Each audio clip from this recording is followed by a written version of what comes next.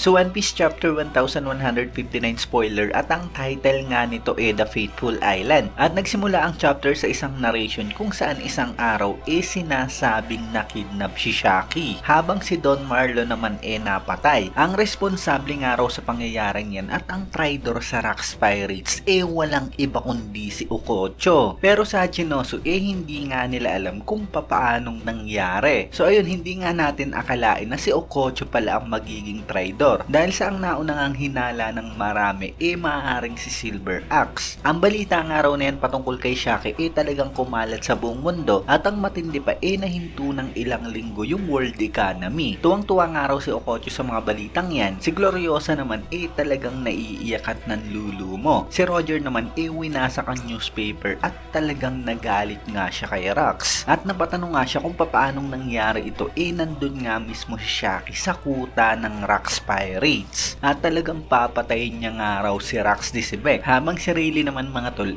talagang alalang-alala sa nangyari kay Shaki. Isang taon nga ang nakalipas, 38 years ago bumalik si Garling sa God Valley. Pinakilala ng babaeng may pulang buhok si Shakshat Shamra kay Garling. Unfortunately hindi pa nga rin daw natin makikita ang mukha ng babae. Nasorpresa naman si Garling na ang dalawang bata ay kambal at talagang napaka-cute daw ng dalawa. Kaya sinabi nga dyan ng babae na tumira ng araw yang si Garling dyan sa God Valley. Pero tumutol nga si Garling dahil sa mawawala raw ang islang ito. Mula nga dyan hinugot ni Garling ang espada niya at sinaksak niya ang babae. At the same time maraming ang mga marines at battleship ang dumating dyan sa isla. So base rito mga tol mukhang si Garling nga talaga ang tatay ni Shakshat Shamrock. Mukhang napakabait nga talaga ng babae at mahal siya nito at gusto nga nitong mamuhay silang magkakasama. Pero napakawalang hiya nga talaga ng mga Celestial Dragon at sinaksak nga talaga ni Garling ang asawa niya. Habang napakatindi nga ng naging injury ng babae sinabi ni Garling na meron na nga siyang mapapang-asawa at napag-desisyon na yon. In fact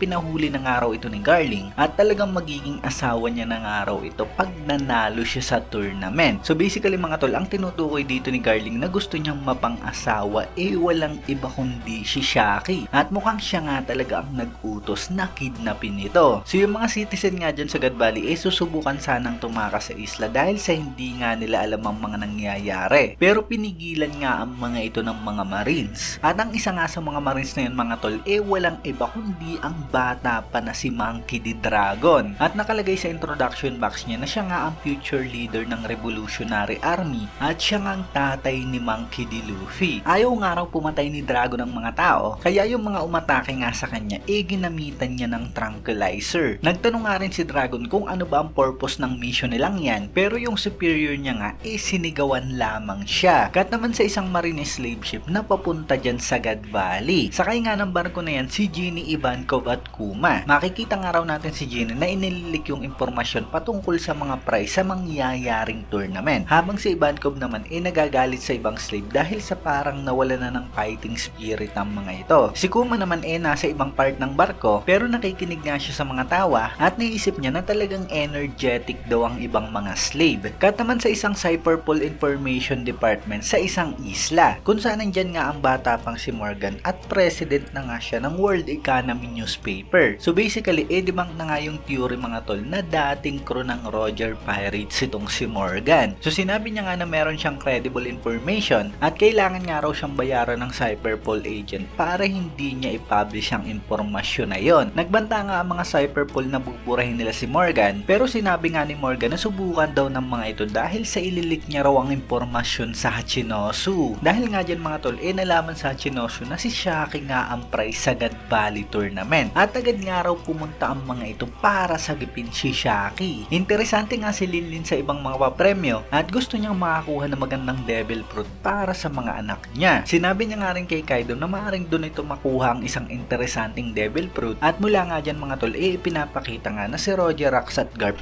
papunta na nga ng God Valley. Habang papunta nga raw si Rox si Beck sa God Valley hinara nga ito ng barko ni Harald at yun nga dahil sa utos ng world government. May nakaantabay pa nga raw na barko ng world government dyan sa malapit para masiguro na sinunod ni Harald ang inutos sa kanya. Nakipag-negotiate naman si Rox at sinabing uminom at mag-usap nga lang daw sila lamang dalawa ni Harald. Mula nga dyan mga tol sinabi na Rox kay Harald na meron nga nga siyang itinatago sa pangalan niya. Dahil ang totoong pangalan niya nga raw David Isabek. Kaya napatanong nga si Harald na kung yung Rax ba raw hindi nito totoong pangalan. Sagot naman ni Rax, yung clan niya nga raw talagang gustong burahin ng world government napakatagal na panahon na. At ang legendary pirate nga raw na si Davy Jones ancestor nila. Bahagya na nga lang daw na nakasurvive ang clan nila at namuhay sa underworld ang mga ito. Hindi niya nga raw alam kung maganda pa to, pero meron na nga raw siyang anak ngayon. Para protektahan ng asawa at anak niya, pinadala niya nga raw ito sa homeland nila. At sinabi niyang mag-rely daw ang mga ito sa Davy clan. Sabi naman ni Harald kung ganun daw, nasa homeland na ni Rax yung pamilya niya. At sabi naman ni si Beck, oo daw, pero ang lugar nga na yun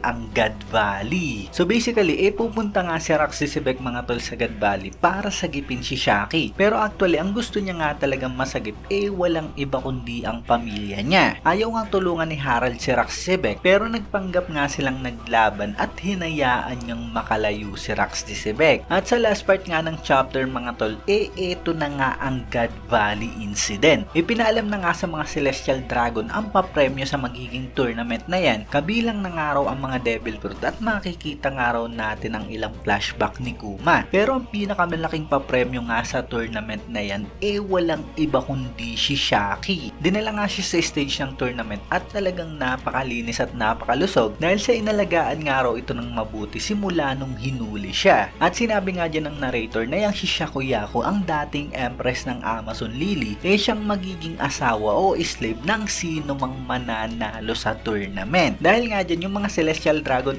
talagang excited at makikita nga raw natin si Garling, si Summer, si Gunko kasama ang mga God's Knight. At yung isa pa nga raw na babaeng may baril na nakita natin sa flashback ni Kuma kabilang sa Mayor family. Excited nga talaga si Summers at pag nanalo raw siya magiging personal slave niya yan. Sabi naman ni Garling magiging asawa niya nga raw ang babaeng yan kaya wag na raw mangarap yang si Summers. Sabi naman ng Mayor na babae, ngayon daw kanila na si Gunko at mukhang makakakuha pa raw sila ng trophy sa clan war na yan. So grabe dahil kahit mga Celestial Dragon nga mga tol, talagang patay na patay kay Shaki. Anyway, cut naman kay Dragon mga tol kung saan na-discover niya nga ang babaeng may pulang buhok sa loob ng isang bahay dahil sa may sinundan nga siyang bakas ng mga dugo. Nakiusap nga ang babae kay Dragon na kunin nga raw nito ang mga anak niya at ilayo ang mga ito sa isla at wag nga raw hayaan na makuha ng lalaking yun ang mga anak niya. Makikita nga rin daw natin si Teach at ang nanay nito na nakakulong sa isang hawla pero hindi nga raw natin makikita ang mukha ng nanay na yan ni Blackbeard. Sinabi ng nanay kay Teach na magiging okay nga lang daw ang lahat at talagang kailangan nga raw makasurvive ng bata kahit na ano pang mangyari. At sa last part nga ng chapter mga tol,